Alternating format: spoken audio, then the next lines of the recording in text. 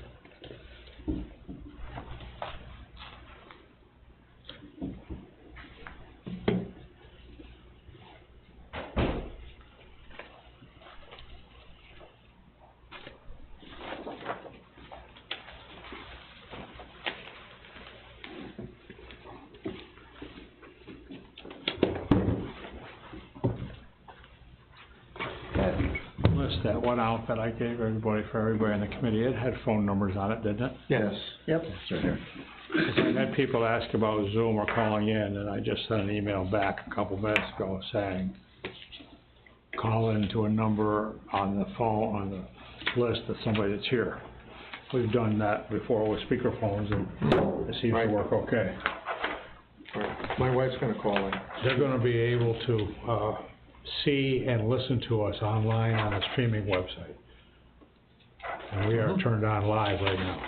Right, got it. What is the streaming website? I don't plan on being here for the whole meeting. Just get things started. Do you guys have a cutoff time of 9 o'clock? That sounds reasonable. That wasn't set up originally then? No. I'm just involved with different deals here that I never can keep it. Should we turn it off when we leave? Well, that's what I'm getting at as far as locking up and turning it off. I can come back. But are you going to establish a cutoff time, or was it talked about a cutoff time of 9 o'clock, I thought? We can. I mean, that works for me. Are you okay with that? Oh, yeah. Yeah. I thought that 1 hour meeting last week covered a lot of ground and worked pretty well. Yeah. I mean, I think we're meeting every 2 weeks. Hopefully we don't need to even go more than an hour and a half. Yeah. Yep.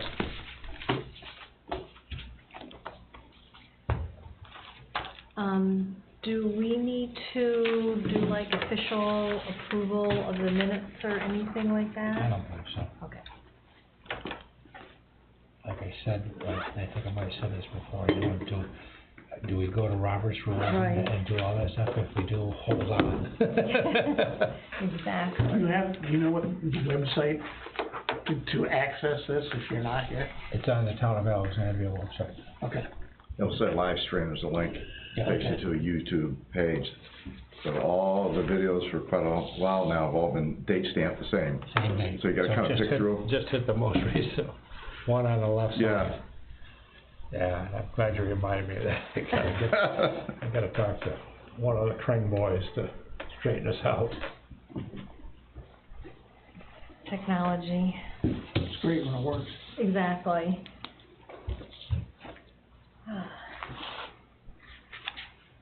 Okay, so Dave's not gonna be here. You said Mary Ann is out of town, correct? Right, she's gonna be calling in, or she's gonna be listening in. Anybody here from Greg Wills? No. I don't think, oh boy, I was just gonna say, I don't think I heard from anybody, but Court's gonna be late. I get so many emails in a day, and it's scary. Somebody asking about, I've had a couple people ask about Zoom, a couple like that, but I don't think anything else in that. And I just answered that email, like I said, at 7 o'clock.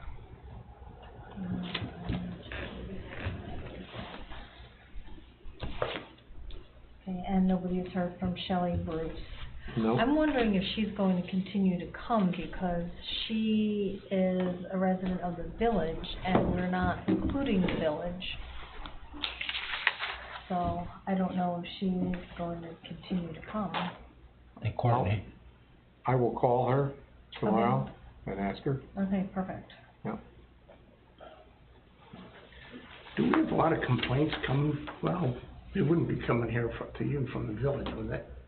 From the village? Yeah. No. I mean, even though are these things an issue within the village? a lot of people call us thinking we are the village, or Mhm. that we control that too. So, and as far as having complaints about short-term rentals in the village, I think I could think of about two. I was asked this question by somebody else too.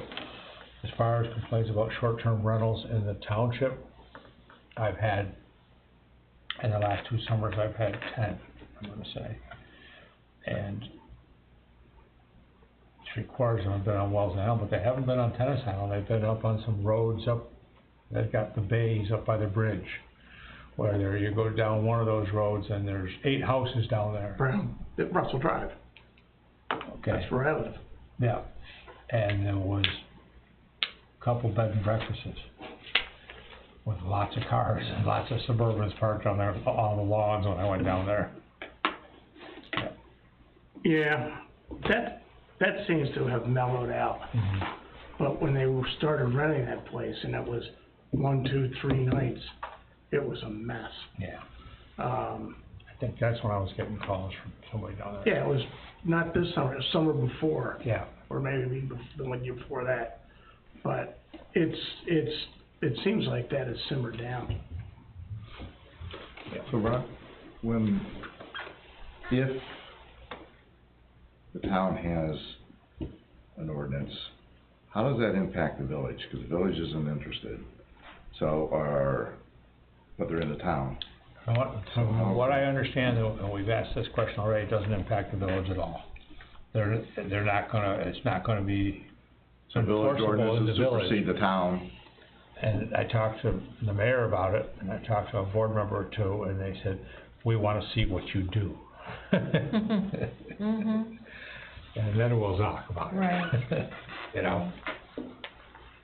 So, and they've got some citizens down there, I know a couple of them myself, that been complaining pretty good, and have had some reason to complain. Yeah, I mean, I'm amazed at these short-term rentals, the business that they're doing, because I know of houses in Alexandria Bay on side streets that people are renting for Friday and Saturday night in January and February, Mhm. and walking to the dockside Mhm. or to Brewery. Mhm. Really? Yeah. Not that they're not great places to go to, but I don't know if I'd come here just to go to To them. go I was there. gonna say, it's, yep, some people Well, there are, trails and snowmobile trails and whatnot around, so, they could be branching out, staying here, but branching out, doing So, I have elsewhere. I have a mini storage business up by the drive-in, and I talk to a lot of my customers, and I'm amazed in the last 2 years, again, I'm gonna say, I'm amazed at the number of customers that are moving here from metropolitan, from cities, from New York, around New York City, around Jersey. Hi, Court. I'm amazed at the people that are moving here, that are running my mini storage units, that are so happy to gonna be here in Alexandria Bay 12 months a year. And I ask them all one question, and I don't make any comment after they answer. Have you been here in the winter? Nope. Hold on. Mhm. I don't mean to make it sound like that, because I'd love to see us all do more business in the winter, and hopefully we'll find a way to do that, but it's tough. Well, maybe as more people are coming here to be year-round and Yeah. renting the VRBOs, the downtown business owners will pick up on that and try to stay open. I mean, you watch this pumpkin chunk, and they're gonna Yeah. break, they're gonna break every record there Yeah. ever was. But it's gonna Absolutely, be nice weather this 65 weekend. degrees. yeah, I've gone when it's pouring rain. yeah, Still go. yeah, but that's what's needed, I mean, is more events to Off-season. bring, off-season, exactly. We have our customers coming up, they don't stay, we close, but they come up for these events Yeah. all Right. winter, Yeah. for the weekends, in fact, the hotel down there. Yep, that's nice. So, I guess to go back to what you just asked Brent, if there's been a lot of complaints, was there a reason for you asking that, or just out of curiosity? Yeah, what are we doing? I mean, what is the level of community demand for us to do what we're doing? I mean, I can only speak for myself, that, you know, because I'm next door to a VRBO, Mm-hmm. that, you know, and don't get me wrong, the homeowners are generally nice people, generally cooperative people, but they're not here, so they can't monitor their tenants 100% of the time. And even though if I do have an issue, even though their reply is, we'll take care of it, because they're not here to monitor, that doesn't mean that the tenants are going to comply with the request, which I had that issue with one of their tenants that had a dog this summer. So she told me that they told the tenants to keep the dog on the leash, well, the dog still was not on the leash. Mm-hmm. So, you know, what's your recourse then? So in my mind, besides that, I don't know if we want to incorporate into this any conversation regarding bed tax or sales tax.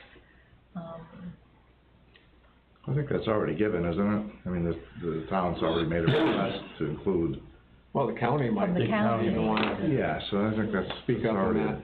that. But I can also say, I represent at least 10 people over in our neighborhood that are not happy with the VRBO Airbnb situation on our island. I'm in constant conversation with them over it. And we actually had a lawsuit over it, which we did not prevail because our restrictions and covenants didn't cover short-term rentals. So this is our So own. there was a decision on that Yes. by what judge? McCluskey? Yes. How long ago was that decision? Yesterday. Yesterday. Yep. In my opinion, you need to have short-term rentals in the town. It's gonna attract more tourists, more visitors.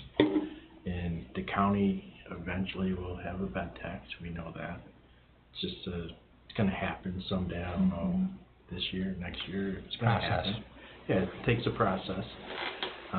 I think as a owner of some VRBOs, they need to be safe.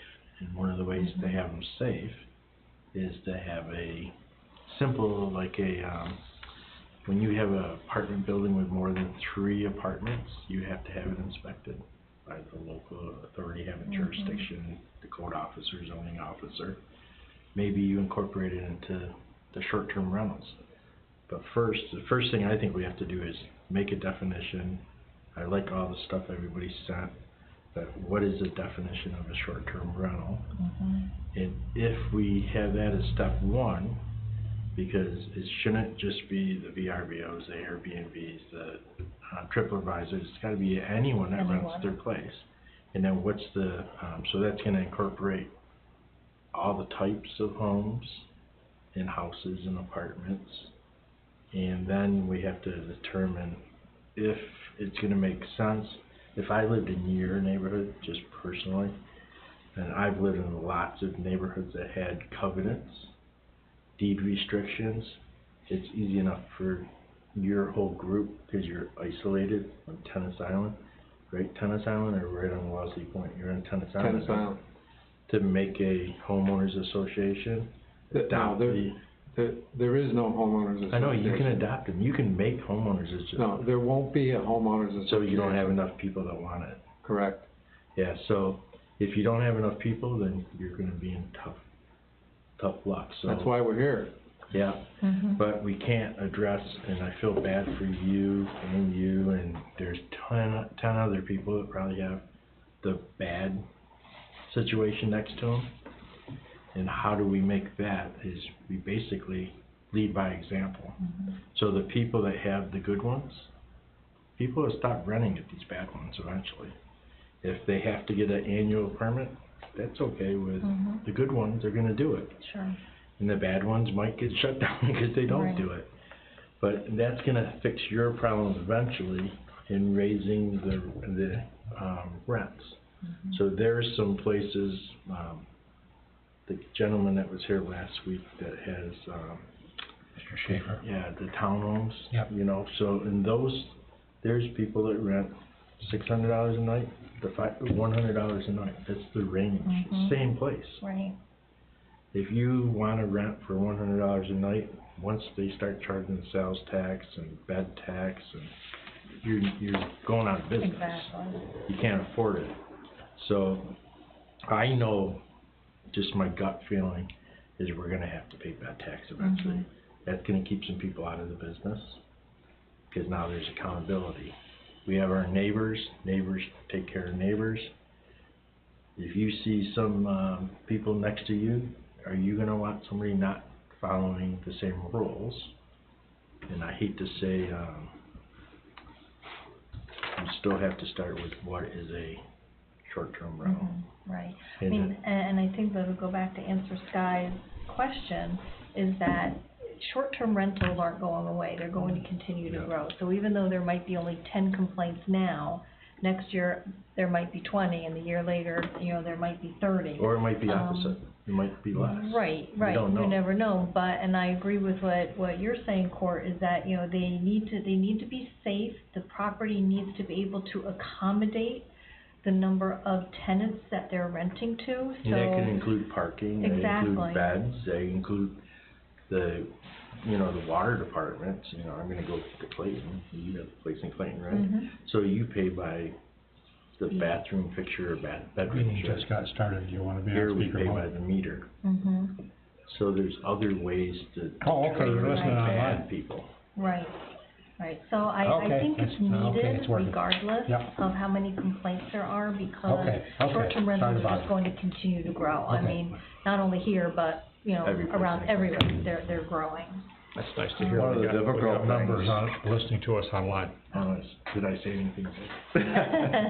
One of the difficult things is, that comes to mind is the types of complaints are very difficult to legislate some solutions, Yes. like kids going down in the docks where they shouldn't be and leaving their gear there and, you know, things like that. The parking and making it safe, that's all very easy to do. I think most of us, probably the vast majority of people, don't have a problem with that and have done it on their own. I mean, you just don't. With online reviews and everything, it's hard not to be responsible in that regard as far as, the other types of complaints. Short of educating people who own and manage and making it, somehow incentivizing them to be good neighbors and stewards of that, I'm not sure how you can do it with legislation. It's pretty tough. Yeah, I look at the new zoning that you just put in place, or trying to put in place, about the neighbors that look like junk piles. It's the same type of thing, if you think Mhm. about it. Right. The 99% of people are doing the right thing. It's that Right. 1% that's aggravating any of us at this table. Well, and I think the accountability that you talked about too, I mean, it's been brought up before, is really important for the renter. The landlord Mhm. needs to be accountable, and if they are not here, they need to have somebody local that can really manage that. So I think Shuki brought this up last time, that the town has a zoning officer, but not an enforcement officer, is that correct? Correct. So, again, just Part-time. referring. We have to make sure Just, everybody realize how part-time it is, right. because that's gonna impact the taxpayers. Well, it could be incorporated as part of the zoning officer, but just referring back to like Sure. Placid's, ordinance, they have an enforcement officer. And some other things that I've read online is, again, depending on the need and the scope and the budget, it can be a single person, or it could be incorporated into, you know, the job of, you know, an existing position. Because I agree, I don't think it would be something full-time, but do we have to have somebody designated as an enforcement officer to be able to enforce whatever Yeah, I think ordinance once we we come up get with? to, once we write what we think we should have and they give it to the town's gonna turn it to their attorney's gonna say, okay, you have to put this extra money in your budget every year because you're gonna get sued. You're gonna have to defend it now. You have to do this and you have to do this because we need a mechanism. If we go too much farther, we need a mechanism. We might wanna start small and say, here's the baby steps we're gonna do, and identify the list first. How many are we talking about? Is it 100 homes? Is it 200 homes? I think you're gonna find it's a lot more than we all think. Right. Once you find out how many people are actually renting their homes or their garages or their boathouses, it's a lot of people. And looking at other areas around the state, they're popping up every place. So it's not gonna be just the hamlet of this area. It's gonna be Tree Center, Redwood. It's gonna be Right, everything, everywhere. every part of your town. And I think we really have to be careful how far we go. And I'm gonna share some sheets that I've done. I'll email them out. I make our tenants sign. It has rules and regulations. I think the old-fashioned way. And This is Mary.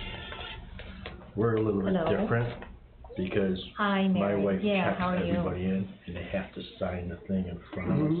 And we do not accept them if Okay, they no, don't that's have a. okay. Did you want to, referral or a follow along 5-star rating. online?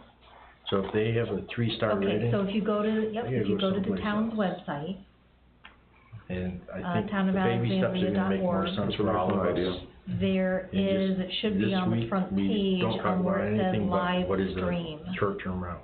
and that's where you wanna Next go. meeting, we find out, what is our Okay. big milestones that Okay, we you're wanna welcome, sure, help bye-bye. the town if they get more complaints. Who was that? That was Mary. She wanted Oh. to, yep, she just didn't know where to go to get the Text live her and tell her stream. to go on. Oh, okay. All right.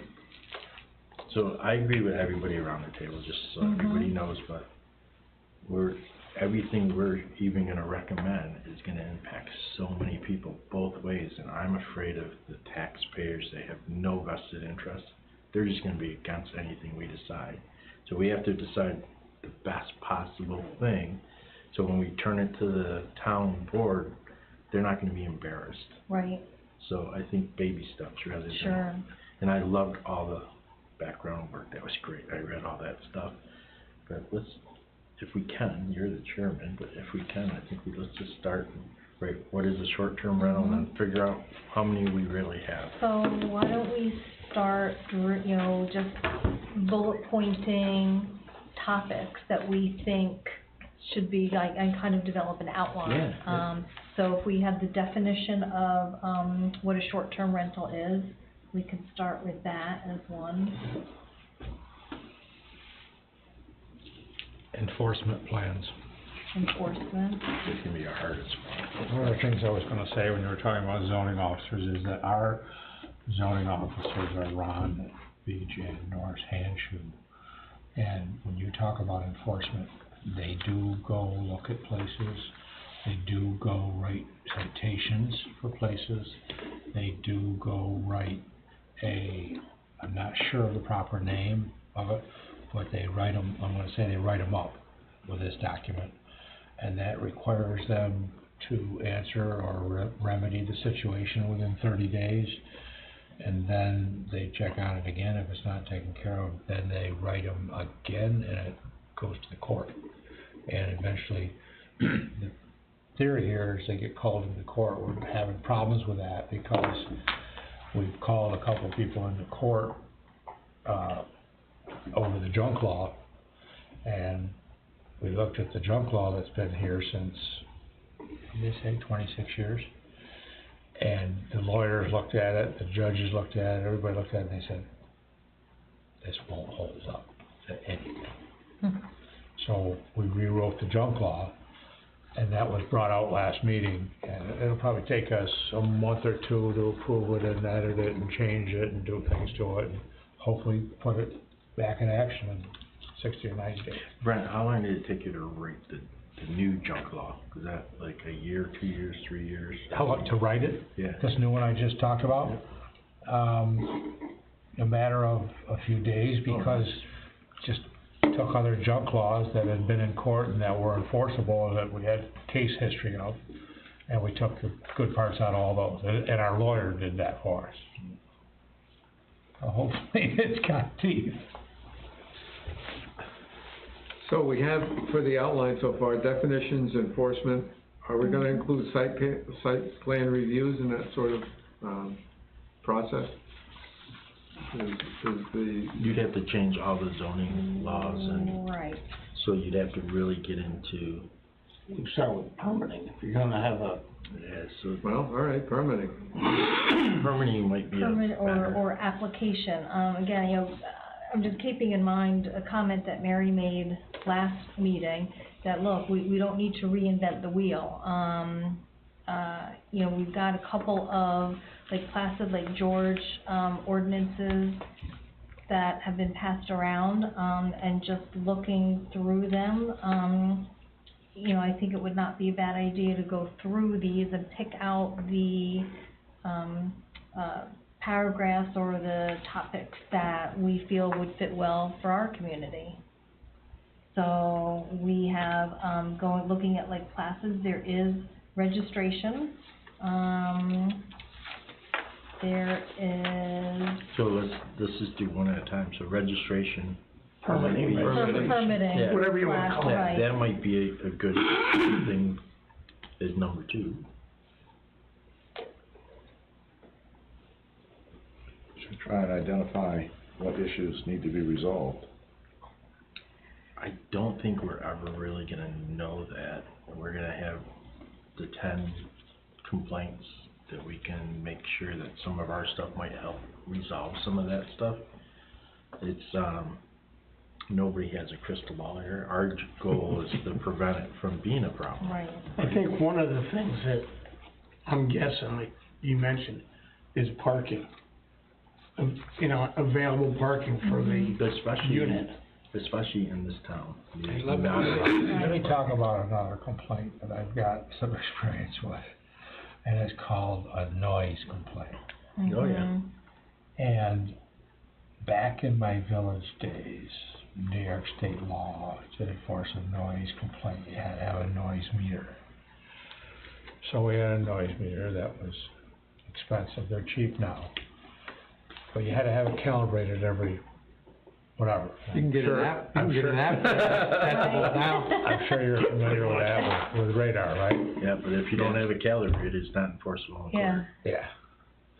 And then the other thing that got thrown into it, which is real interesting, is the proximity of the meter in relation to where the noise was coming from and how many feet it was and how many feet it was from the noise and off the ground, stuff like that. And of course, the funny story is that I owned skiffs for a whole bunch of years, and we had bands in there, and they were allowed to come out the door, so I'm getting turned in, and they're standing there with a noise meter At the door. at the door.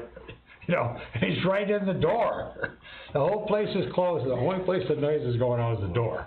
Except for, yeah, it's going through the windows, but. Okay, no matter what happens, we're never gonna prevent every complaint. We have to understand that our goal is to make our residents and our visitors happier, Right. safer, and more comfortable. So I think you're on a good roll so far. So, the next section in Lake Placid is regulations, which just sort of bullet points, okay, a permit is required.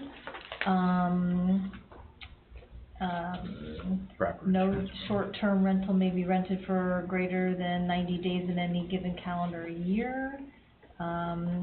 This is kind of like sounds like the permit regulations. The short-term rental permit shall be valid for 2 years.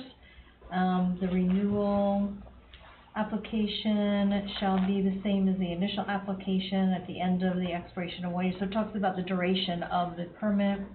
It's things like it's not transferable to a new owner.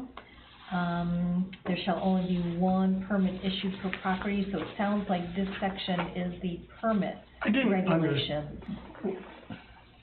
I didn't understand that. The 90 days. Which one? No, with the, one permit per property. Does that mean, let's see. I've got 4 units, I only need 1 permit? Or does that mean I can only get 1 Thus, permit? if a property has more than 1 dwelling unit, the permit issued shall be limited for the 1 dwelling unit only. So you need a permit for each unit? Sounds like they, Or you can only rent 1 In unit? that town, it sounds like it's, Right. think it should be one So, for example, I parcel. have a parcel 2 over from me. Mhm. It's 1 parcel, but there's 2 cottages on that 1 parcel.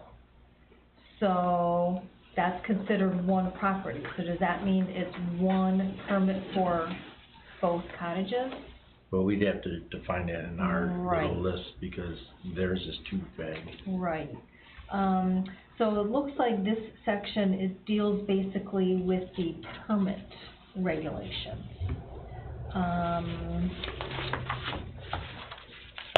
Then it goes on to,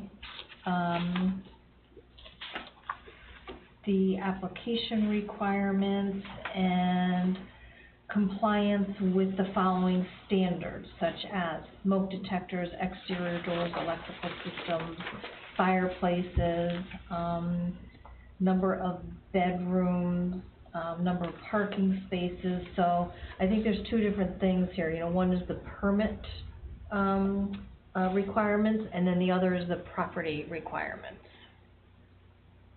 and this is not necessarily inspection of the property per se, it's the property owner signing and notarizing that they're in compliance.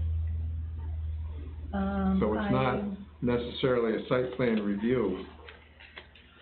I did see on page 5, Jerry, it says if the property is served by a private septic system, then a septic inspection report issued and dated within 90 days of the date of application is required.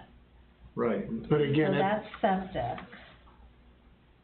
right, which is, So, and, you know, without getting into too much detail now, just, you know, going back to developing our outline, definition of short-term rental enforcement, permit application requirements, property requirements.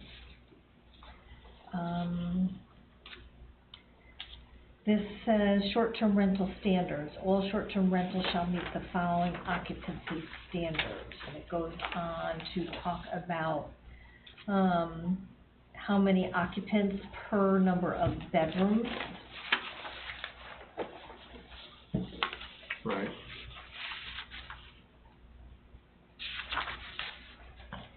So it looks like property requirements and then occupancy requirements.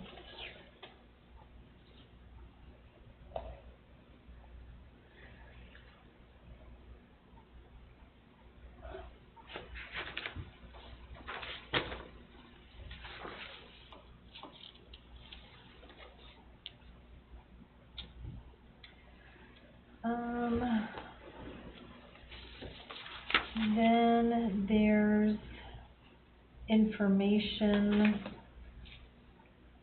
regarding the procedure for filing the application.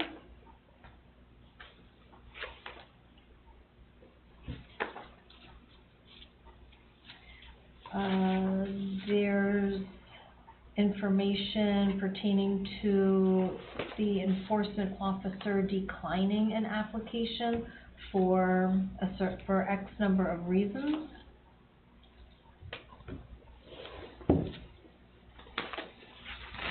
Goes on to state what the application or the rental permits issued need to include. In other words, like the names, addresses, and phone numbers of every person or entity that has an ownership interest in the short-term rental, and a primary contact person who shall be available to respond to or investigate complaints during the entire time, 24 hours per day, the short-term rental property is being rented.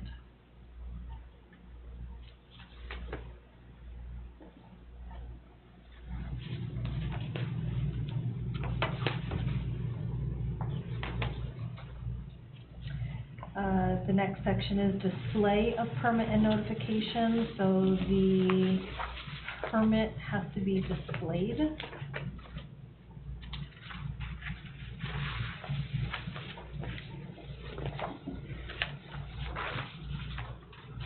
A hard copy of the short-term rental permit shall be prominently displayed near the front entrance of the short-term rental unit. The enforcement officer may also require that other information must be on prominent display in the short-term rental unit. Next section talks about compliance, hearings, and penalties.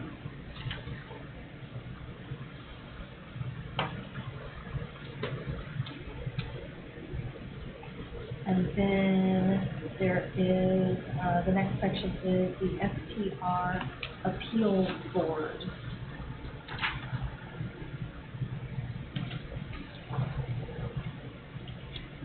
And then Appeals Board General Procedures, penalties for offenses, some miscellaneous stuff. Oh, it's for what? Offenses, penalties for offenses. Let's see. It says, any person, association, firm, company, or corporation which violates any provision of this section or assists in the violation of any provision of this section shall be guilty of a violation punishable, 1, by a fine or penalty of not less than $350 and not exceeding $1,000 for a first offense, by a fine or penalty of not less than $1,000 and not exceeding $3,000 for a second offense, and each week's continued violation constitutes a separate additional violation. Now, I had some people tell me, is that Lake Placid? This is Lake Placid. People tell me that there's a lot of litigation going on there in relation to these documents. Mm-hmm. And that some of them are being enforced and some of them are not. And change the line of where these documents start addressing different problems. Mm-hmm. So, I think there needs to be some accountability and some, retribution if a homeowner can't control the tenants. Not so sure whether, these dollar amounts are appropriate or might be on the steep side. I don't know, but, I think that there needs to be some sort of retribution for properties that aren't compliant. Brent, how many hotels, motels have fines if they don't enforce their tenants, their renters? None. Right. I think we're like, Some of these things are rather arbitrary, like limiting to 2 people per bedroom. I mean, you can have a bedroom with 2 sets of bunkers for Right, children. right. And I don't know how they come up with this stuff. Right. And justify it, you can have a big house with big bedrooms, Right. 2 or 3, or, pack them in and. I know, I it's hard. myself, we rented, a house in Lake Placid that has what they call the bunk room, and there's a bedroom that has 3 sets of bunk beds, so that's 6 people in that bedroom. Well, there's a mechanism here where you can, you can grieve if you don't get turned down or whatever, or if you get turned down for your permit, where you can appeal it. And perhaps that's a way to handle something like that, because that's different than a standard bedroom maybe. And one thing with the hotels, they're generally not tucked right into residential neighborhoods, and they do have control and accountability compared to some. I pick up beer cans, dog Right. shit every single day. There's no accountability. Yeah. And- From where? I don't even know. In this town, Yeah. in any area, you'd have to go. No place, really. The only one I know is Clayton Harbor Hotel. You can't play music after 10 o'clock. It's the only one that has a rule in this whole area. Because they don't want to bother the people on Grindstone. Mhm. Only rule I know. Bob Reddick's real good about that. Well, Bob Reddick's good about that, RV park, because you can hear it at 9:30 at night. Yeah. You know, like we do, when the sun goes down, the horses Right. go out, and they carry it, and that's it, and everybody's happy with that. I was gonna say, the first summer we had some complaints and we, they actually got a meeting together and Rob and the top people went and said, we'll do these hours and those hours, and they were happy. Yeah, no, it was very responsible. yeah, the marinas have quiet hours. Yeah. Boat houses and the marinas, there's a lot of them that do in the marinas, they have quiet hours. Yeah, that's what we have. And Yeah. it's probably more important than you think, because some people go to bed at 8, 9, 10, they're not 3 o'clock in the morning people. So, something like I hate to use the word curfew, but you have to have noise. Is there a noise ordinance in town now? No. On the river, you can't have a boat that has a decibel of, I know there's some boat one.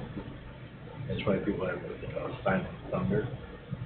Because they know that police officers are ready to come to the spot, they flick a switch. That's the same deal as when you whole noise. Yes, yeah, you're right. Because when Those 2 exhaust pipes come out the back and you got the noise meter on the swim platform, guess what? You're gonna fail. Noise does carry on the water. Oh, it sure does. Yeah.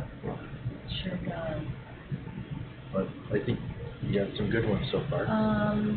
So, you know, as we're talking about noise, I'm trying to think as to kind of, you know, that could be a title, you know, sort of, you know, your tenant requirements. So you have your property requirements more, would be the physical requirements of the property. And then you would have your requirements of the tenant, such as noise or fire pits or pets or so on and so forth. Does that make sense? Yeah. Now, just quickly, Lake George, their local law is much shorter, Yeah, you notice it. much, Yeah. They're final. much more to the point. I'm not sure how their enforcement, I think the Backed up. county's enforcing that one. county is. Yeah, so if you go into their page, there's all these other chapters, you can see who's enforcing it for them. So, if you have, is that Jason from Jefferson County, would he be able to enforce also, or just your 2 guys? Or do you even have your town board? There's tough things when you start doing enforcement, because it's all about man hours. When you and talk time. about code enforcement, is that like every code in the type of Jason crop? Is that, you know, I know he does all the building stuff and all that, but, I mean, is he gonna be involved in short-term rental code? He doesn't, well, he does building stuff from the sense of permits, he doesn't do building codes in the sense of, take the lumber, the trusses, the, you know, foundation, all that stuff, that's all done by the county. Okay, we just do the, you know. Jason is head of county, Yeah, he's county, he's ahead of it, so, Yeah. I think what he's helping the towns with, if you don't have a full-time code enforcement officer, he's doing all the building review, the steps, the inspection of the concrete when it's poured, the inspection of the insulation, making sure the person did a blower door test and an insulation thickness. yeah, when you get a Making sure you got building the permit and all that electrical stuff, permit. that's all listed and right there, I mean, we're going through that But right he's now. the one that makes sure Yeah. you did all that part. But the town, if I wanted to get a fence, I don't have to go to the county, I can go right to the town. Yeah. So there's certain things that the I think the county level here is helping the smaller municipalities. It's just, so some municipalities wanna do it all themselves. That takes a lot of hours, a lot of training, you know, you're talking 80 hours a year just for the code officer to get his re-certification time. It's a lot of time. They don't do it for free, so you gotta pay them. I believe Clayton does that, and I believe we have 3 to 4 people Yeah. employed. It gets expensive, and I think one of the reasons I set up in Bay is the taxes were reasonable, the water was better, and I like the smallness. If you go into, I don't want to something any other places in the area, you start pricing yourself out of affordability. So say that you want to be living in a hoity-toity-ville.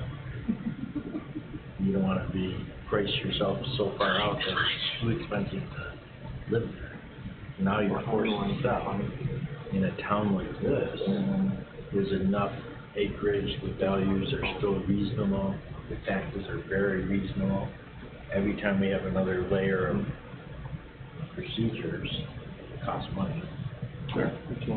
So I think the Lake George thing, that's another really good one. They sort of condensed it. They condensed it, right? And it's more of a small town like us. Mhm. Do they have a registration and a fee and? Let's see, Yeah, it wasn't bad.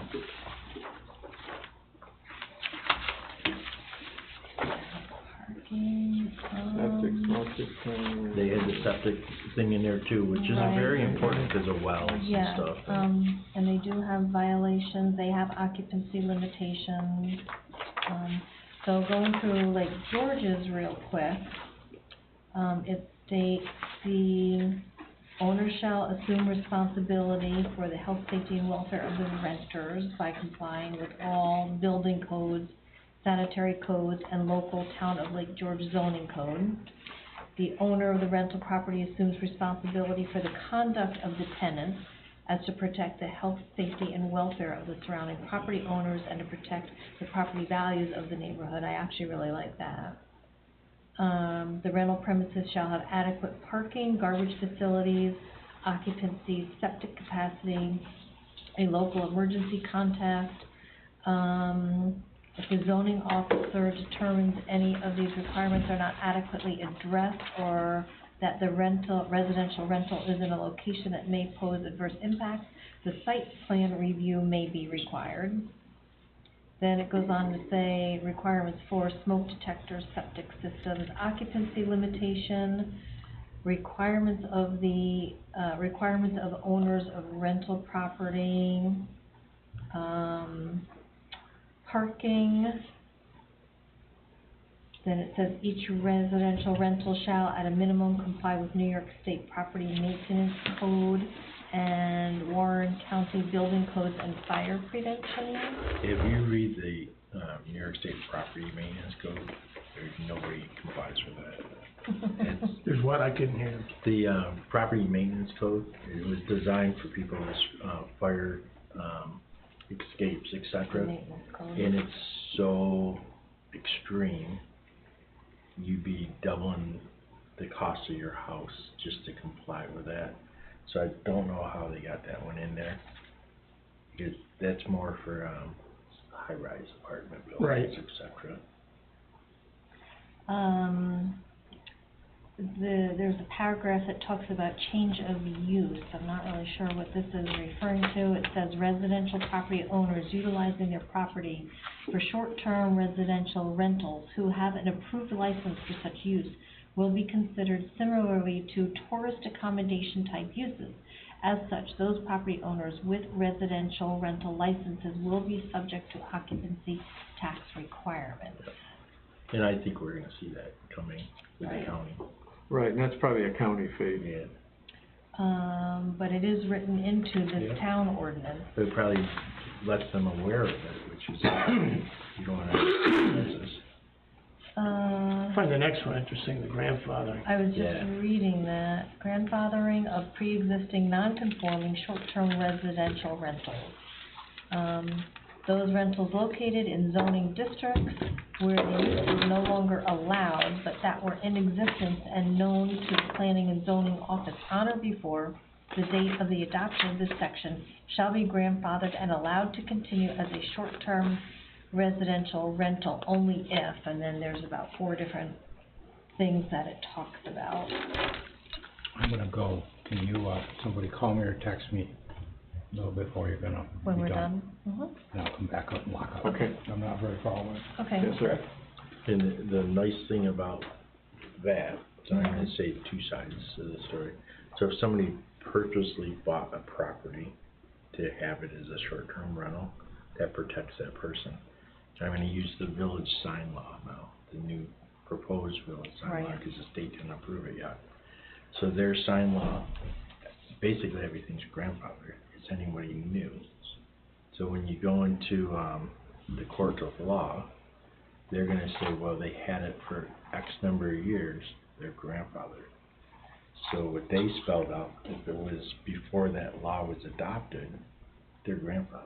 They don't have to comply, but now you take those 4 little exceptions that they added into that, it gives them some little meat that they still may have to do X, Right. in even though order- they don't have to get this permit, Permit. even though Right, yep. they're never gonna get denied, in other words.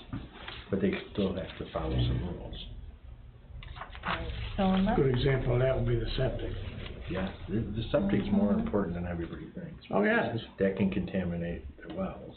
the wells, the Every- river, everything. whatever, the lake. right, right, and you know, some properties are, you know, they're on well, such as my neighbor, but her well is right against On the our line. property line.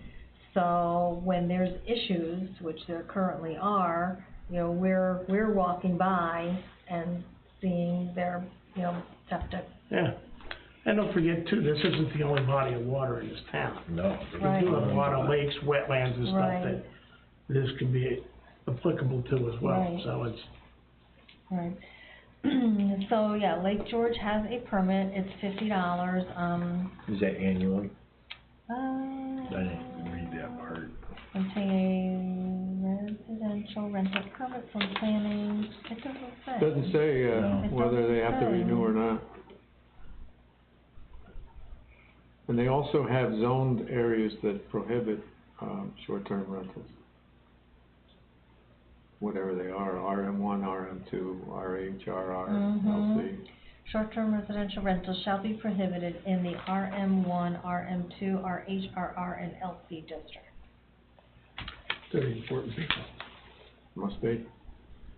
Yes, they're part of the Adirondack Park, so there's probably some other legislations that they had to keep certain things out. Mm-hmm.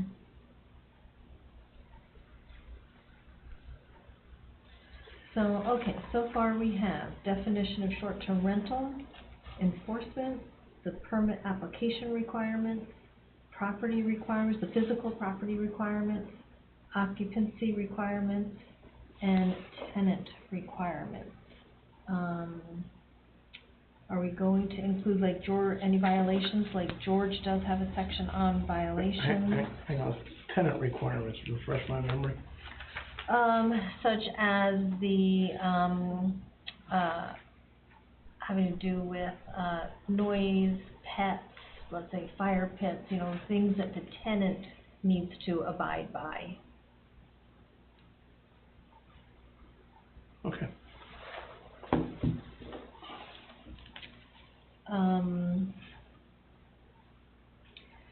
Should we have a section in here, and this is not really in any particular order, but, responsibilities of the owner, just to spell out, such as like George has, that the owner shall assume responsibility for the health and safety, I think if the owner has the insurance and then you'd have to probably spell out a separate section for absentee owners, you know, about needing to have some type of, local representative, because I'm gonna go back to the fire departments, and you probably did it as a trooper with the false alarms. After so many false alarms, most towns write an ordinance or a citation, a nuisance citation. So say woof, woof, woof, eventually somebody has to pay for that. So you have to abide by a certain system. So if you don't maintain your alarm system and you just keep going off, how many miles is that costing the police enforcement agencies, the fire trucks, the fire departments? So most of them, like from Onondaga County at least, So you know, basically, it's 3 strikes and then you get fined. what you're getting at is accountability, responsibility and for the accountability owner. for their business, Correct. which includes, you know, are their tenants, is their building up to snuff? Are their tenants behaving within the limitations prescribed? Whatever, they've gotta be responsible to take care of the Right, problems. right, whether- Otherwise, they may get, cited. Exactly, I mean, and whether they're absentee or not. Right. So we can call that owner requirements for now, for lack of something better to call it. So that really gives us, the physical requirements of the property, occupancy requirements, the tenant requirements, and owner requirements.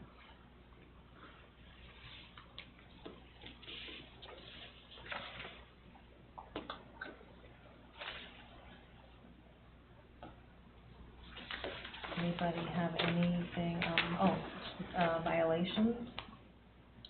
Well, that would that come under enforcement? Compliance, yeah.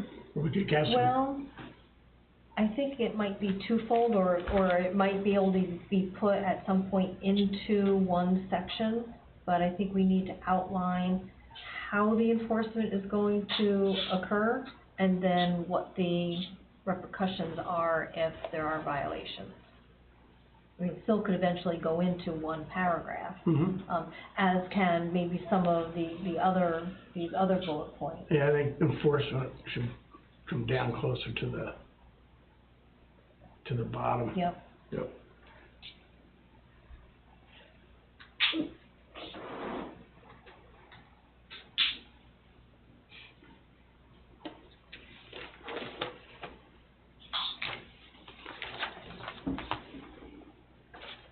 All right, so do we want to take this outline of registration, permitting, noise, regulations, enforcement, occupancy, and list them all out, and then address what we feel is appropriate for this town? Would that be our approach? I think so, Okay. unless anybody has a better approach. Gotta start somewhere. Exactly.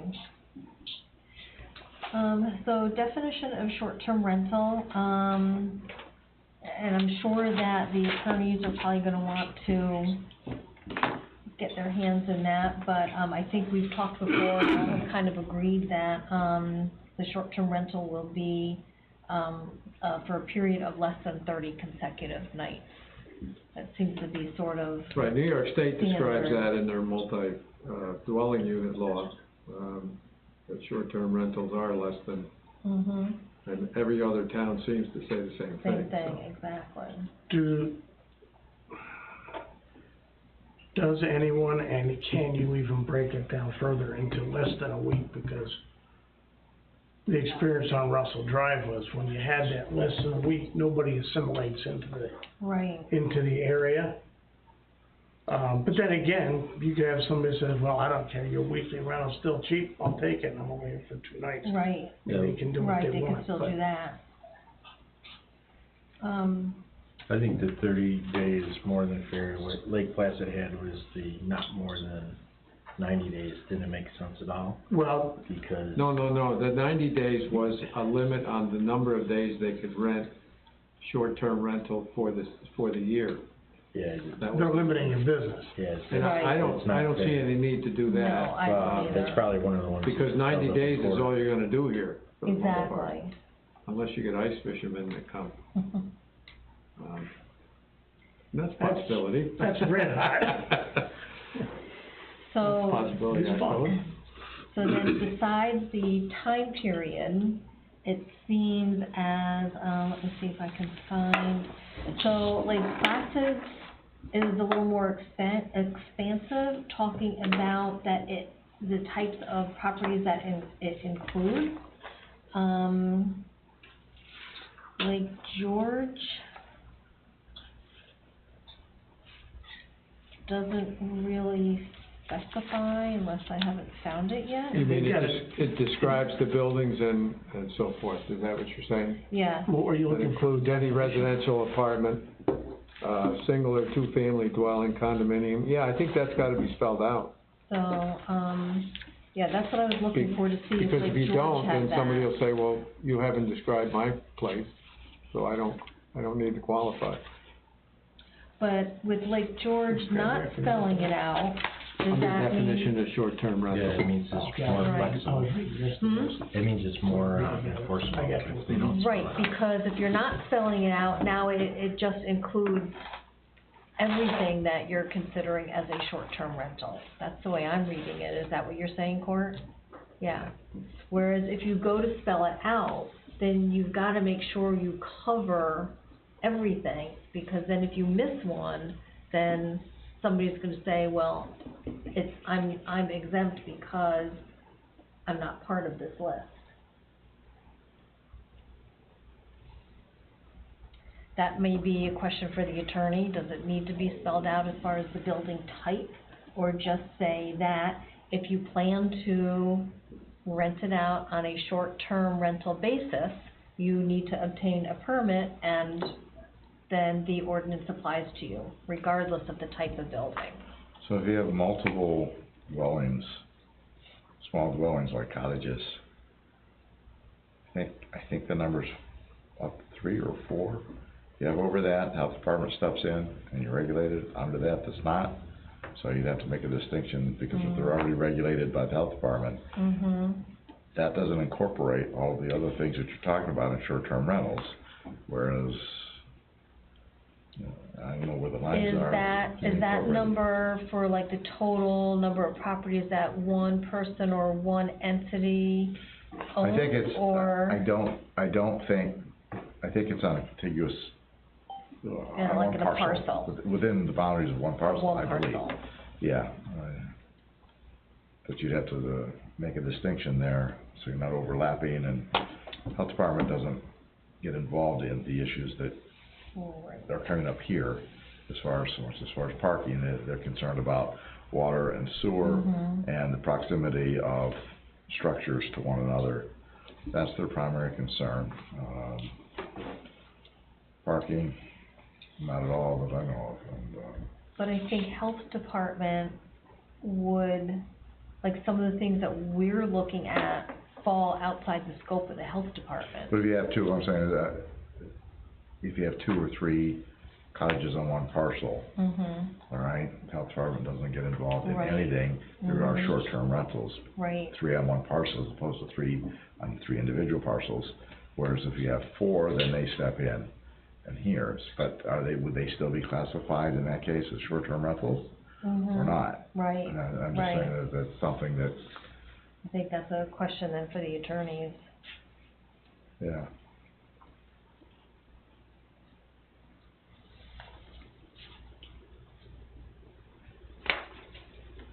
Excuse me, can you hear me? Yeah, Loud and clear. Oh, thank you. Ambiguity is a problem in enforcement of any type, whether it be by the town or by any court. Is whatever you're writing is ambiguous, is not specifically defined. They're gonna say that it's subject to anybody's, opinion one way or the other. So you really need to not, have such ambiguity when you're defining these homes. It's gotta be pretty much spelled out. If it's too ambiguous, they won't enforce it.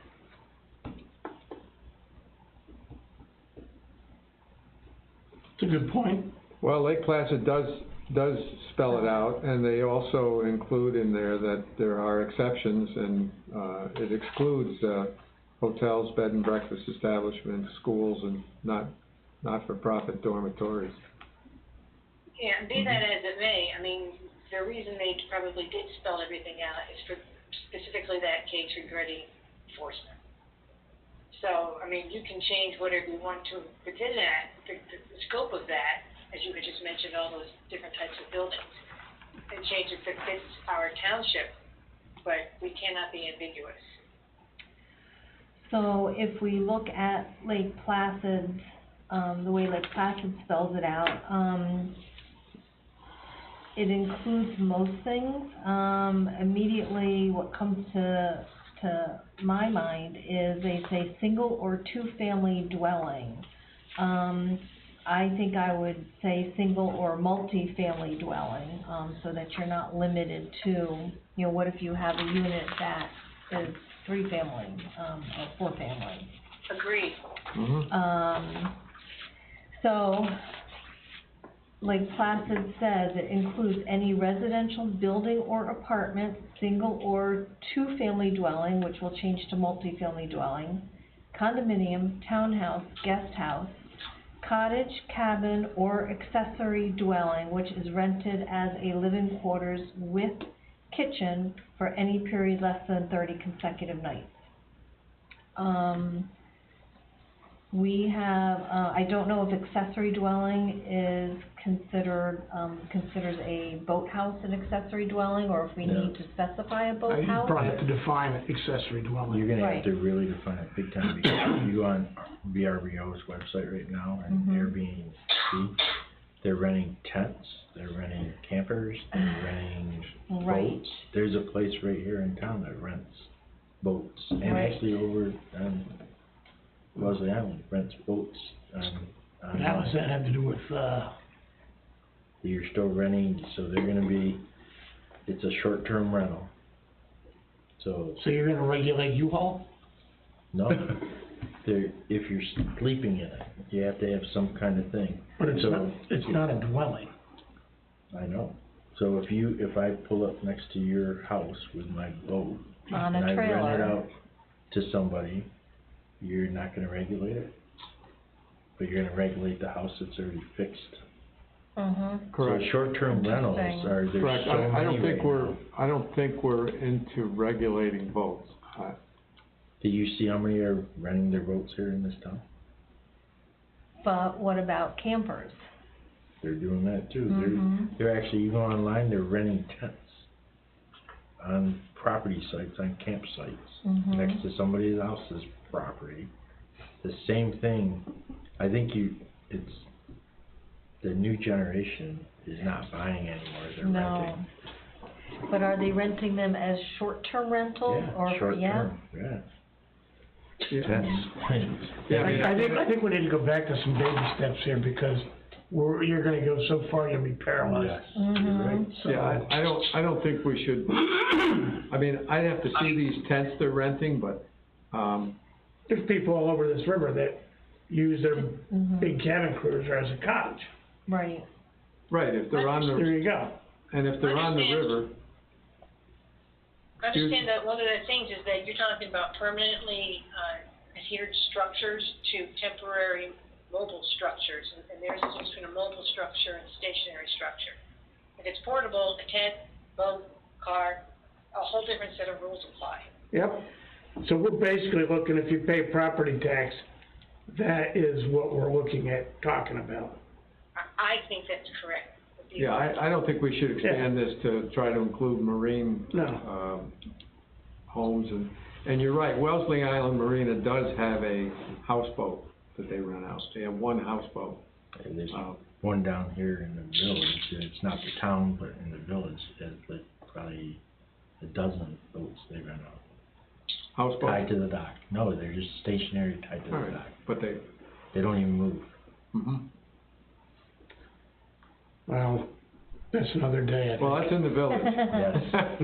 That's in the village, so, no, I don't think we need to go there.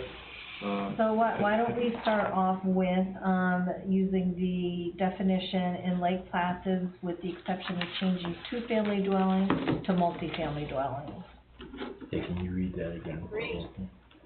So this would be, a short-term rental is a dwelling unit that is rented in whole or part to any person or entity for a period of less than 30 consecutive nights, and includes any residential building or apartment, single or multi-family dwelling, condominium, townhouse, guest house, cottage, cabin, or accessory dwelling, which is rented as a living quarters with kitchen for any period less than 30 consecutive nights. The only other thing that it just seems ambiguous to me is the accessory dwelling. I'm not sure what that really refers to. And should we include, for the region that we're in, boathouse Yeah, I Well, would the accessory, specifically? I you think, have boathouse, you have the garage, people are right, if fixing it their has a garages kitchen up. and a bedroom and a Right. bathroom, and I suppose it would be Any accessory. it would be included. Right. Then the rest of the paragraph goes on to say, this definition expressly includes rooming/boarding house, as that term is defined in section 10.2 of the Village of Lake Placid Town of North Elba Land Code use. This definition excludes timeshare, hotels, bed and breakfast establishments, and school or nonprofit dormitories. Rental means an agreement granting use or possession of a residence in whole or part to a person or group in exchange for consideration valued in money, goods, labor, credits, or other valuable consideration. Use of a short-term rental by a record owner of a property shall not be considered to be a rental under this section.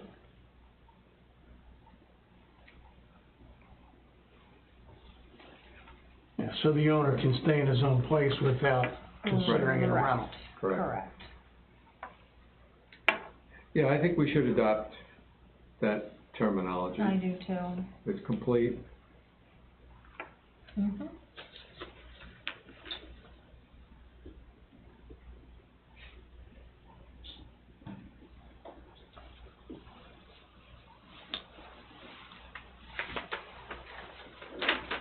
Are there any other definitions?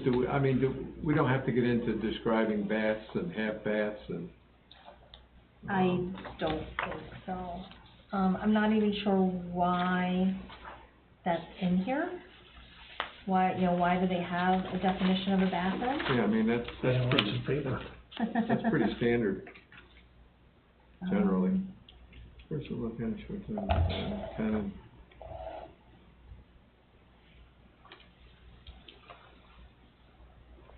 Alright,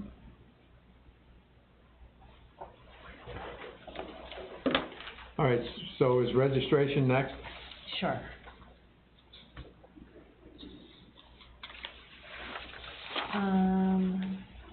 So Lake George charges a permit fee of $50. I did not see what Lake Placid's fee was. Did anybody see a fee in here? If I did, I don't remember it. Oh, right here, page 3, number 9, it says no permit fee. Any owner No, occupies that's- short-term rental property which is rented for 14 days or less. Oh, 14 Yeah, days, okay, that's right. not it. No, there's gotta be a fee. It's in here. Town's gotta pay somebody to do some of this work. Exactly. Okay, so page 4, number B, it does reference a fee, an annual permit fee, but it doesn't say how much it is. You can always leave it as determined by the town. Yeah, I think the town board ought to really consider what the fee should be. Agreed.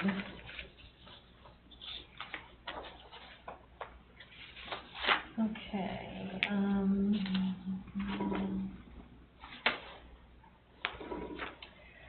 so the fee to be determined by the board, Right? by the town board. Mm-hmm.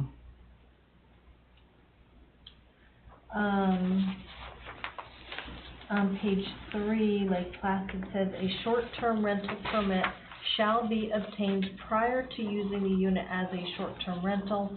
No property may be used as a short-term rental without a short-term rental permit. Do we need, Excuse me. do we need language like that? Sounds very direct and very exact, certainly not ambiguous, No. no question. Well, I think it is necessary to know when someone needs to have a permit or not have a permit. I agree. And if you've already started your rentals, you say, oh, by the way, I wanna get a permit, but yeah, I've got my rentals, they're going, and I have an obligation to these people for the next 3 months, and then blah, blah, blah, for business decisions, et cetera. It's gotta be a permit before you start. I You're already agree. in the mix doing it, then the point is moved if it's not. Okay, Lake Placid's permit shall be valid for 2 years from the date of issue and shall expire on the second anniversary date that the permit is issued. Must be renewed upon expiration as long as the unit is used as a short-term rental. At the expiration of 1 year during each 2-year permit term, the owner shall file a sworn certification with the enforcement officer that the permitted dwelling unit remains in full compliance with this law. Said owner shall also pay the annual permit fee at said time. Do we like that, So- or do we just wanna make the That's- each permit that's annual, what- since they're which paying, town?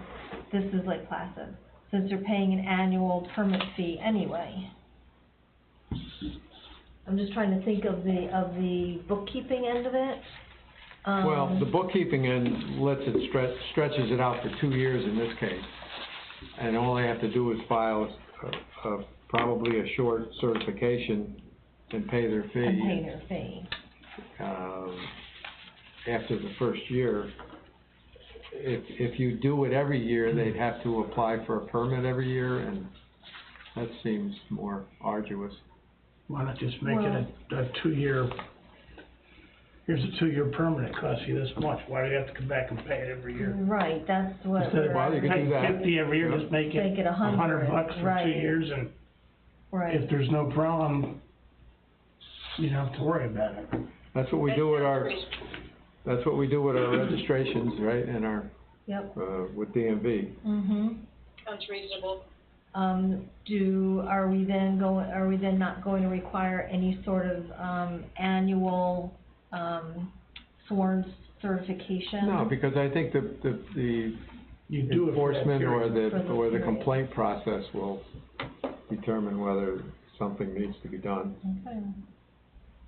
I don't know, maybe we should just discuss that a little bit more.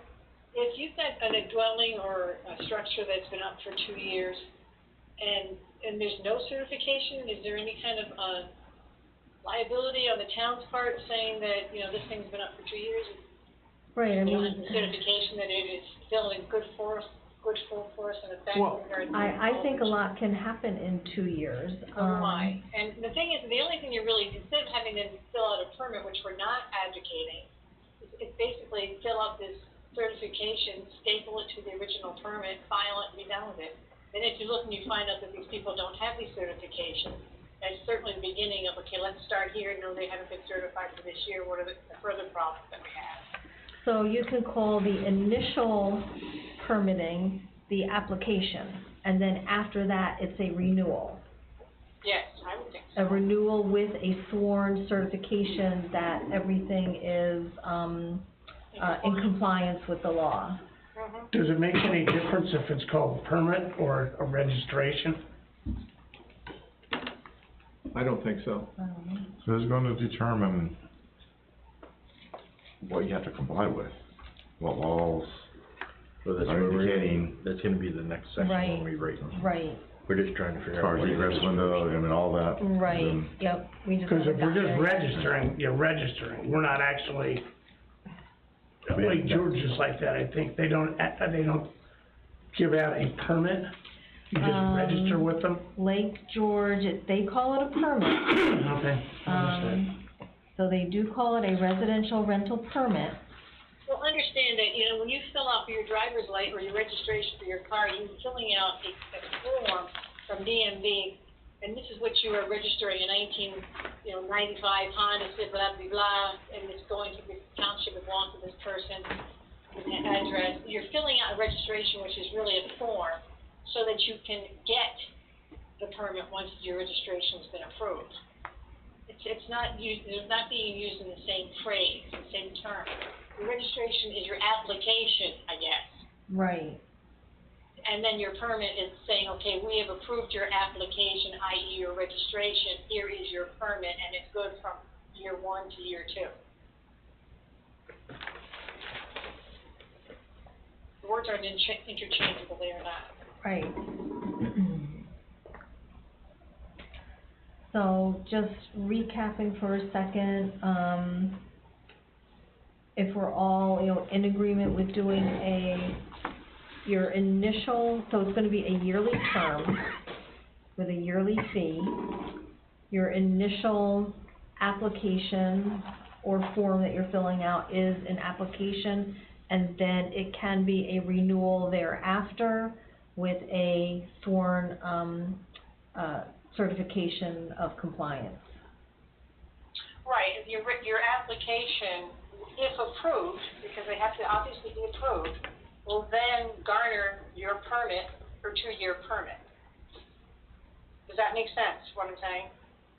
Is that understood? I guess what we're talking about is, do we wanna have to, you get a 2-year permit? Or 1 year. Or do we wanna have to come back every year to revalidate that we're in compliance with that permit in order to keep it? Yeah, I don't think that's necessary. Get a 2-year permit, get a 2-year permit. And if you qualify, you're good for 2 years. I don't see any need for an interim re-upping of a sworn certification. If you're gonna pay the fee up front for 2 years, then it's done. And if a problem comes up, it's probably gonna get turned in either by a tenant And or then, by a neighbor as a complaint, and and then will be investigated. Yeah, I don't disagree with that. I don't see Yeah. a need for a 1-year, certification. I agree. yeah, the complaint process is gonna reveal any sort of issues, if there are any. And why make it over arduous here? Yes. So I think an application, permit for 2 years, fee to be determined by the town, and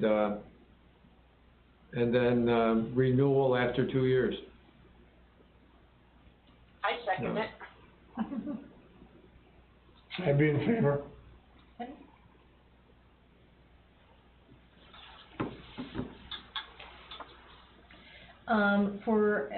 For it being renewable in 2 years now, are we having them go through the application process again with since we're going for 2 years, where they have to submit all the requirements of? That's a good question. Mm-hmm. Because now, if we're not doing an annual renewal, do we need to have them submit documents all over again, stating they're in compliance? That's a good question. I think it depends on what the compliance issues are that we determine. Like, if you're talking, why would they have to undergo another septic review? Would the county do that here? Would the town do that here? I don't know what's involved in a septic review, or if you just. Who issues septic, construction, Probably the town. the You have county? to have it on, If you're building it has to be something- engineered. If you're building something, it's the county that approves your septic. But it Right, has And to we're be engineered. doing an addition, he goes, you don't change the number of bedrooms, we don't wanna know about your septic. Right. But you can't, it has to be engineered. You have to have an engineer stamp on right, it. so it's gotta be the county inspection, so I guess. County just accepts the engineer's report, they don't question it. The engineer Right, so approves I it. think as you say, Sky, that if you add another bedroom to one of these, I suppose, homes, Right. But that's part of the building codes. right, which is. Separately, you'd have to do that Right. separately from this, that doesn't change anything. Right, So, in Lake Placid, on page 3, number 7, it says, no permit shall be issued nor reissued unless and until, 1, the property complies with the Village of Lake Placid, Town of North Elba Land Use Code, expressly including the terms of this section, the New York State Building Code, and any other municipal code which may be applicable to the property and its use for short-term rental, and 2, the enforcement officer receives the septic system inspection report provided by subdivision B4 of this section if applicable. So B4, Where is where the heck is B4?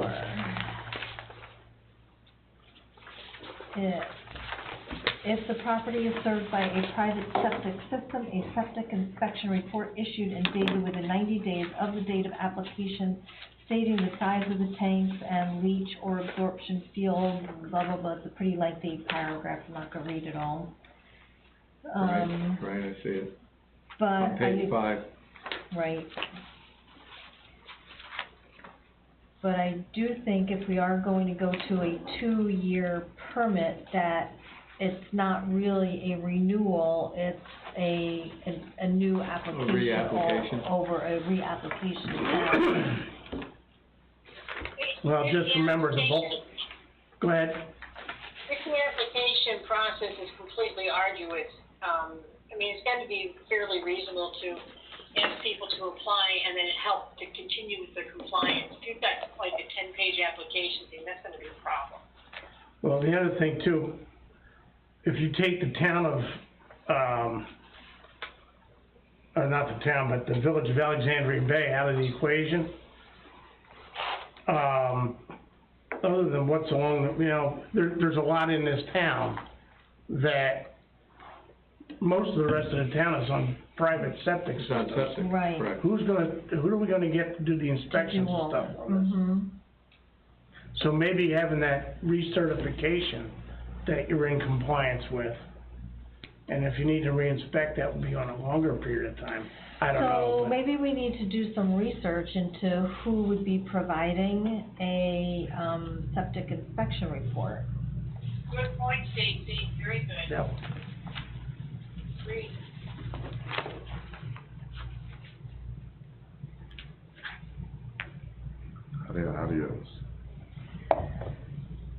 How do you handle, how do you inspect, or it's underground, how do you Well- know They die what it, you really they have? time it. Yeah, when you- There's Just to see if there's a die issue. Right. When you Yeah.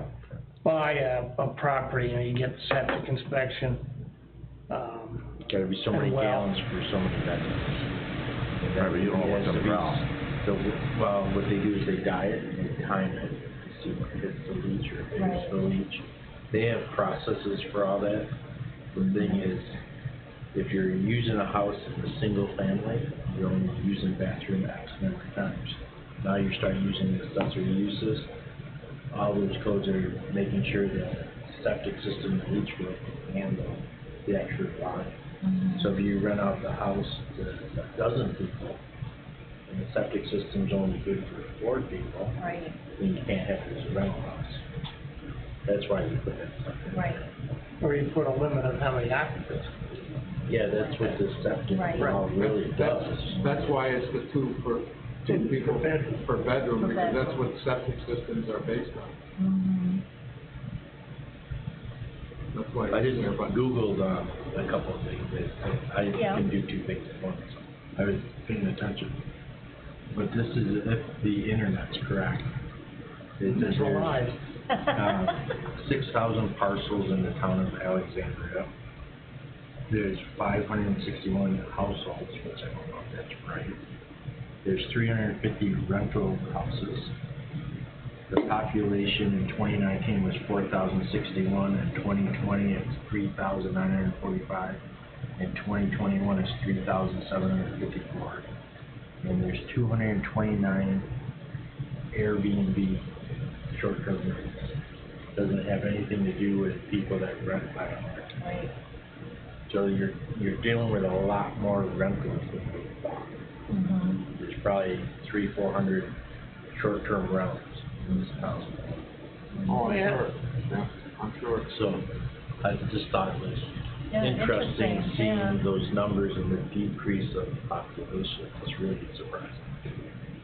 Does it, that obviously doesn't include your seasonal, The seasonal People jumps up by summer. 75%. So what if we Googled, septic inspection? Yeah. Easy enough to do them. You know, if you're doing a septic inspection for this purposes, that wouldn't have to be done by the county. You could do it like a real estate transaction inspection. Right, Because all you're trying to see is it functioning properly? exactly. Court, was that number 200, whatever it was, does that include the village? I did town of Alexandria. So that So might include. it might, it yeah. might not, I'm not sure.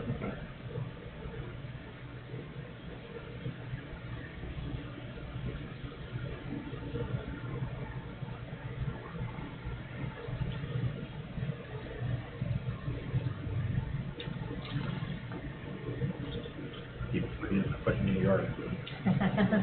Yeah, there's other Jefferson counties. It's not Watertown, New York, or not Watertown, Watertown, Mass. Mass, yeah. I ordered stuff from Lowe's, I went down, I forget what it was, it was a ton, I went down there. We know nothing about this. They finally figured it out, it's in Massachusetts. Whoops. Yep.